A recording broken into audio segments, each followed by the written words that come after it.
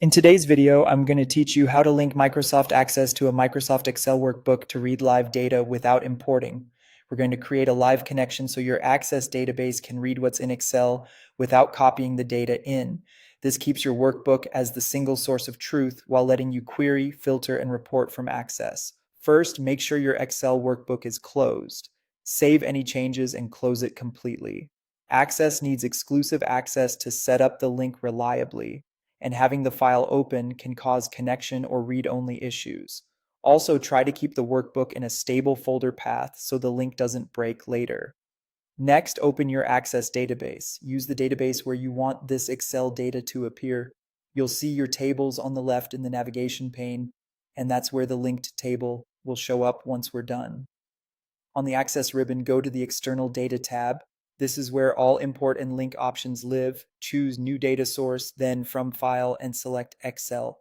This tells Access you're connecting to an Excel workbook specifically. In the Get External Data dialog, browse to your Excel file and select it. You can point to a local drive or a network share. If the workbook is moved later, the link will need to be refreshed or relinked, so it's best to store it in a consistent location. Now choose Link to the data source by creating a linked table and click OK. Linking keeps the data in Excel and simply exposes it in Access. So any changes made in the workbook will reflect in Access the next time you view or refresh the linked table. The link spreadsheet wizard appears to guide you through what part of the workbook to use.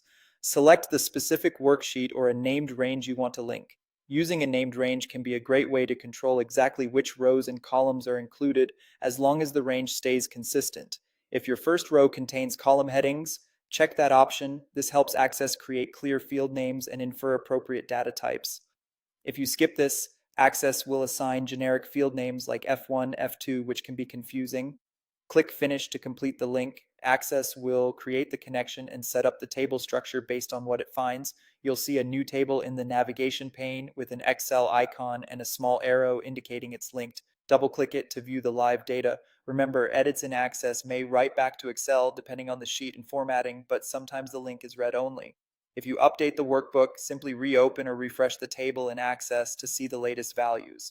That's it. Your live Excel data is now available directly in Access.